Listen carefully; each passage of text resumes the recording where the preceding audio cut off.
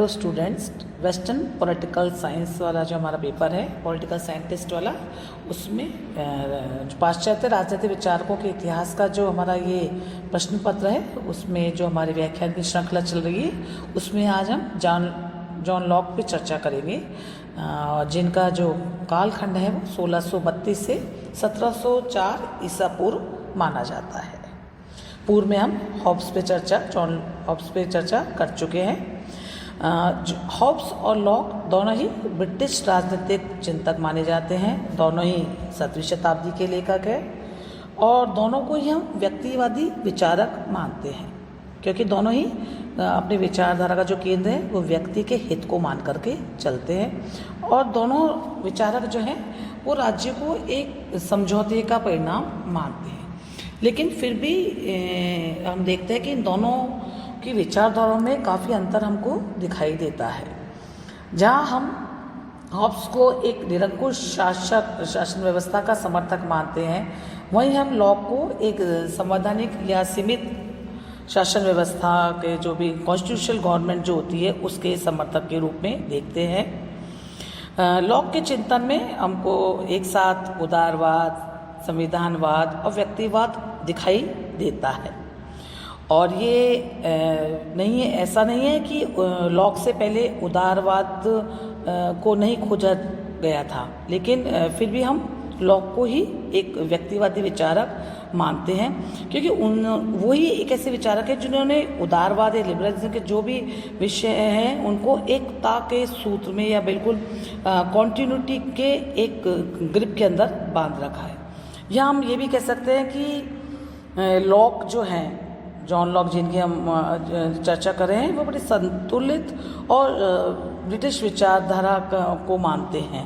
या उसका रिप्रेजेंटेशन करते हैं। एक विचारक है लुई हर्ट्ज। उनका ये मानना है कि जो अमेरिकी उदारवाद है वो जॉन लॉक की आधारशिला पे या उनके विचारों पर ही आधारित है और अमेरिका जो है वो लॉक का प्राकृतिक घर है। तो एक प्रमुख विचारक के रूप में, एक व्यक्तिवादी विचारक के रूप में, उदारवाद के समर्थक के रूप में हम जॉन लॉक पर चर्चा करते हैं। एक प्रमुख विचारक है मैक्सी। उन्होंने भी लॉक की प्रशंसा करते हुए लिखा है कि ये जो 17वीं शताब्दी का ये जो किताबी डॉक्टर है या ये जो विचारक है, इसकी रचनाएं कभी भी मृत नहीं होंगी, क्योंकि जो लॉक है वह अपने युग की विचारधारा का प्रतिनिधित्व करता है, जो 1688 में 1688 में जो ग्लोरियस क्रांति, गौरवमय क्रांति है, ये उसका रिप्रेजेंटेशन वो करता है। और उसने जो एक बहुत इम्पोर्टेंट जो बुक लिखी है, जिसको शासन पर दो निबंध नाम से जो उनकी किताब है,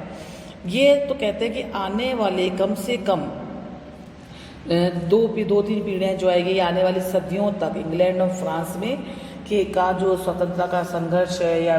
उसके बारे में एक संदेश देती रहेगी। लॉक के बारे में अगर हम चर्चा करें तो एक लॉक का जन्म इंग्लैंड में ही हुआ था, एक मध्यम वर्गीय परिवार में हुआ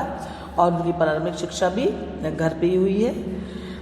अगर हम ये देखें कि लॉक के विचारधारा किस प्रकार से मोल्ड हुई, या हम ये देखें कि लॉक पे किन विचारों का प्रभाव था, तो हम देखते हैं कि हमने पहले भी इस बात पे चर्चा की कि जो भी दार्शनिक होते हैं, जो भी प्रत्येक दार्शनिक है वो अपने समय का प्रोडक्ट होता है या अपने युग का ही शिशु होता है। यही बात पूरी तरह से लॉक पर भी लागू होती है। जॉन लॉक एक पर अपने युग का बहुत ज़्यादा प्रभाव था। और यदि हम देखें कि जब हमने मैकियावेली पर चर्चा करी तो हमने कहा था कि मैकियावेली पुनर्जागरण का शिशु है या इटली की उस समय की परिस्थितियों का परिणाम था। तो हॉब्स इंग्लैंड के एक गृह युद्ध का परिणाम था। तो जब हम जॉन लॉक पे चर्चा करते हैं तो हम कहेंगे कि जॉन लॉक रेस्टोरेशन पीरियड जो है और जो गौरवमय क्रांति है, इसका उन पर बहुत ज़्यादा प्रभाव था, क्योंकि लॉक का जो बाल्यावस्था है उस समय गृह युद्ध की स्थिति थी इंग्लैंड में, और युवावस्था के अंदर वो वहाँ पे क्रॉमवेल के शासन या राजतंत्र की स्थापना को देख रहे हैं, और जो अपने जीवन के बहुत उत्तरार्ध पीरियड में चल रहे हैं, लास्ट के अंदर वृद्धावस्था में आ रहे हैं 1688 में, तो गौरव में क्रांति को देख रहे हैं। तो हम ये देखते हैं कि लॉक ने अपने जीवन काल में जो मनुष्य का रूप देखा है या जो भी सामाजिक राजनीतिक व्यवस्था देखी है उसके बारे में उन्होंने जो देखा उन्होंने उसी के बारे में चर्चा की है। अगर हम मानव स्वभाव के बारे में देखें कि तो लॉक ने मानव को के लिए उसके लिए मानव हॉब्स की भांति कोई स्वार्थी या कोई क्रूर विचारक क्रूर नहीं है, वो तो उसको बहुत अच्छा और सहयोगी प्राणी मानता है, क्योंकि स्वयं जो लॉक है वो खुद भी हिंसा से घृणा करता है और वो शासन व्यवस्था का जो उत्तरदायी स्वरूप है या जो उसका डेमोक्रेटिक और लिबरल एस्पेक्ट है उसको वो उभारता है। साथ ही साथ हम देखते हैं कि लॉक के जो समय है उस समय एक पूरे यूरोप के अंदर एक नवीन बौद्धिक वातावरण जन्म ले रहा है और पिछले 150 वर्षों में वहाँ पे जिस प्रकार की जो राजनीतिक कट्टरता थी, जो धार्मिक कट्टरता थी, वो धीरे धीरे समाप्त हो रही है। और इसलिए मैं जो उस समय का सामाजिक वातावरण है, जो राजनीतिक वातावरण है, जो मनुष्य की दुष्टता में या उसकी बुराई में विश्वास रखता था, अब उसका स्थान नवयुग ले रहा है, व्यवस्थाएं बदल रही हैं, समय करवट ले रहा है और यहाँ पर लॉक मानव की अच्छाई को देख रहा है और अच्छाई में विश्वास भी कर रहा है। तो हम ये देखते हैं कि लॉक के समय जो स्थितियां हैं चारों तरफ की, वो उसके विचारों को बहुत ज़्यादा प्रभावित करती है और वो उसके विचार उसी प्रकार के बनते चले जाते हैं। अब अगर लॉक की ने जो व्याख्यान लिखे हैं, लॉक ने जो रचनाएं लिखी है, पुस्तकें लिखी है, उन पर अगर हम देखें तो लॉक ने केवल राजनीति पर ही नहीं लिखा है, बल्कि हम देखते हैं अरस्तु की भांति उसने भी शिक्षा, अर्थशास्त्र, दर्शन शास्त्र, धर्मशास्त्र आदि विषयों पर कुल मिलाकर के 30 से अधिक पुस्तकों का रचना उसने की है। और जो सबसे महत्वपूर्ण पुस्तक जिस पर हमने पहले भी आपको बताया, शासन पर 2 निबंध, ट्रू ट्रीटाइज ऑन गवर्नमेंट, जो पुस्तक है बहुत महत्वपूर्ण किताब है, जहाँ पर वह उन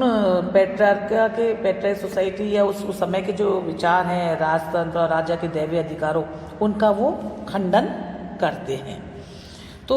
लॉक के चिंतन में या उनकी किताबों के आधार पर जो उनके चिंतन की विशेषता बनती है, उनमें देखते हैं कि लॉक ने कोई मौलिक विचार बहुत यद्यपि प्रस्तुत नहीं किया है, परंतु उन्होंने जिन भी विषयों पर लिखा है या जिन भी विषयों पर वो चर्चा कर रहे हैं, बात कर रहे हैं, उन पे पहले भी बहुत चर्चा हो चुकी है। लेकिन फिर भी लॉक की महानता हम इस बात में देखते हैं कि वो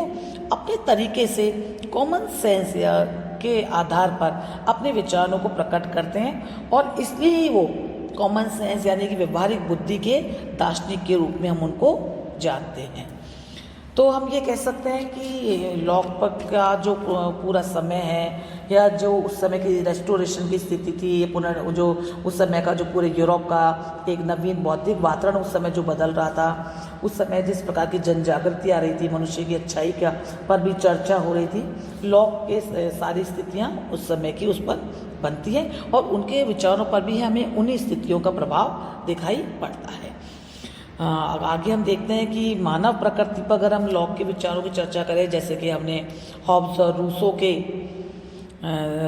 जब हमने उन पर चर्चा करी तो हमने भी देखा था कि मानव स्वभाव पर ये विचारक अपने क्या विचार रखते हैं। तो हम ये देखते हैं कि जो लॉक है